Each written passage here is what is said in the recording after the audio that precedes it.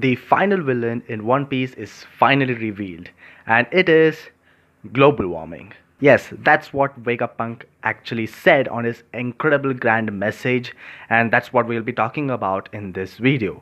This is One Piece chapter 1113. I'm just too tired to say 1113. But yes, this is one of the greatest chapters ever written, and Egghead delivers with each and every chapter. This is easily one of my top 10 arcs for me. This is always amazing. I really love One Piece, man. So let's just get right into the main topics.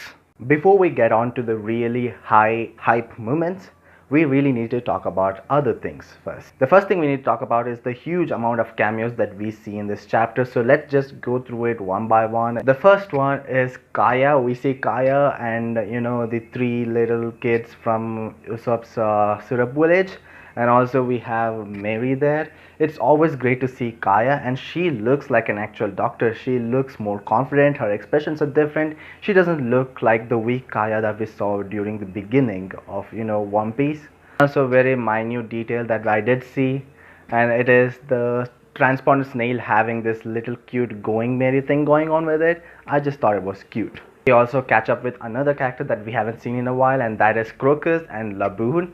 There's a theory that I really want to talk about, which directly connects it to the One Piece that I will be talking about later on in this video. So we'll also visit, Birdie Island, also Hachinosu, which is also Pirate Island, and it's always great to see locations that we've always been to, and they're all eagerly waiting for, the message from Vegapunk. Also, here are some characters that I never thought I would see again, and one of them is Duval. The guy that we last saw in Return to Sabaody a long time ago.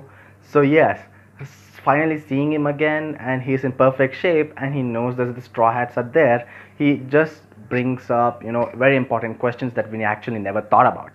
Also, a really funny thing is seeing Caesar. I mean, Caesar actually kind of just said, he just created an entire organization to take down Vegapunk, and just Vegapunk is gone. Caesar has it tough, right? I don't know if he's actually crying that his dreams were crushed, or if he's crying because Vegapunk was kinda his friend. Does Caesar actually have sympathy, anyone? Also, last but not the least, we also did see, big news Morgans. Bro is scared that the internet is gonna take over his newspaper business. It just kind of looks like a real world thing for me somehow. Also, the cliffhanger from last chapter where Marcus Mars sees something huge. Well, it is the huge brain of Vegapunk. Or should I say head, because technically we don't see the brain, we see the huge head.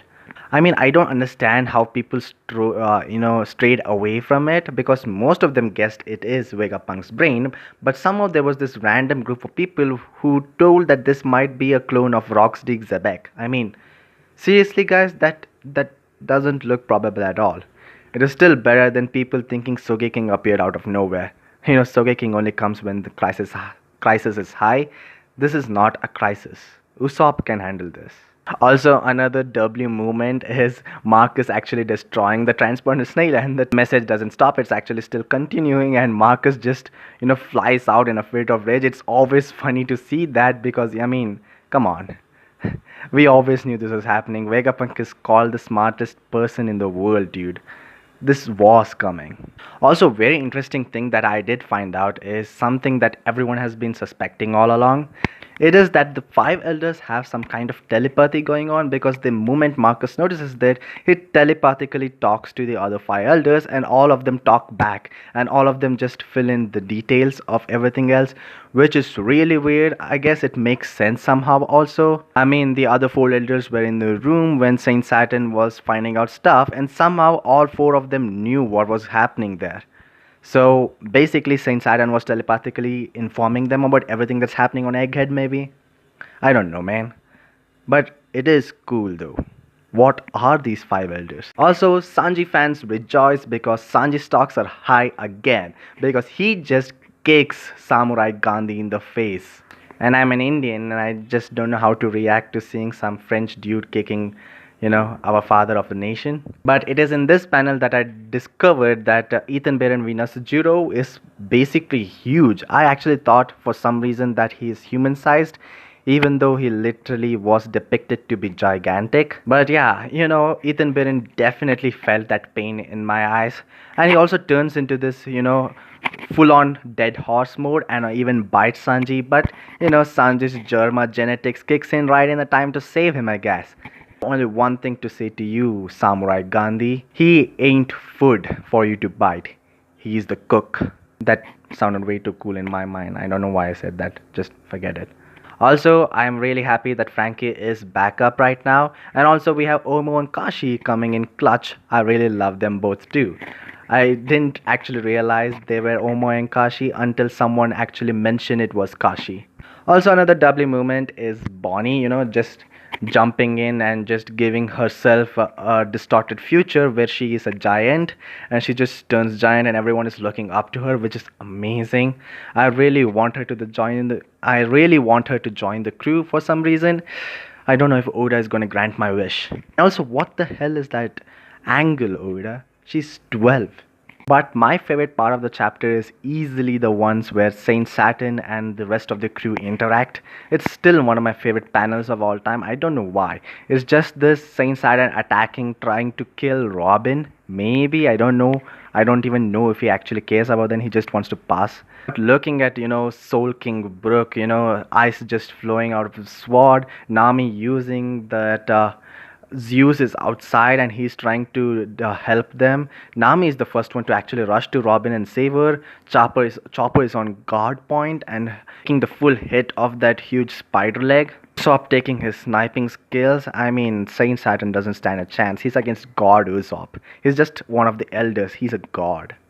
Also, Robin has some PTSD, I guess, because she recognizes his voice, and it does kind of make sense if you ask me. He might be the one who ordered the entire O'Hara incident. I really wish Robin turns into Demonio Flutes and show them who the real demon is. I would really love that. So as much as I would love for the weaklings to actually fight against Saturn and win, I am pretty sure Zoro and Jinbe are on the way and they are going to be the opponents who are going to fight against Saint Saturn.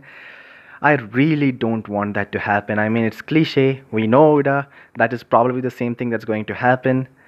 But I really, really want something huge to happen to Usopp, man. I mean, I really want him to get Conqueror's Haki. Is that too much to ask? I guess it is too much to ask. Finally, to my greatest theories of all time. And by theories, I mean theory, because I have just like one theory. Each and every other theory I came up with actually have been mentioned in some other videos. So I just want to stick to the one minute thing that I found out myself. I didn't have any help. Remember when Goldie Roger's crew went and found the One Piece? I went to Laughton and kept laughing like hell. Well, they did mention something about being early than the world. So what is the One Piece?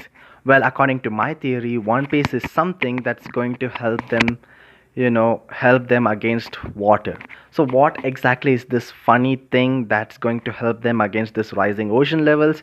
Maybe that's what Rayleigh said when he said he was too early. Maybe the One Piece is something which will be useful only if the ocean rises. I don't know what the One Piece is. It's just my policy to never try to predict what the One Piece is. It just takes away every kind of joy feeling that I have, or the mystery or suspense that I have in trying to know what the One Piece is. Even though I'm a YouTuber trying to theorize many things, I also am an avid fan of the work and I never really want to guess what the One Piece is. It's funny that we've been following this story for 1,000 chapters and the title is literally One Piece, which is something that we don't even know what it is. I mean, it doesn't really happen with most stories, Dragon Ball is a story which was about to find Dragon Balls. Naruto is a story of Naruto Uzumaki, which is the protagonist of the show.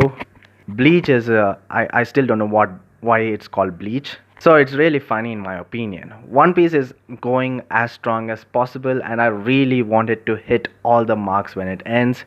I'm really, really curious on what Oda is cooking for us. So I'll see you guys in my next video. Till then, sayonara guys, chan out. And yeah, subscribe.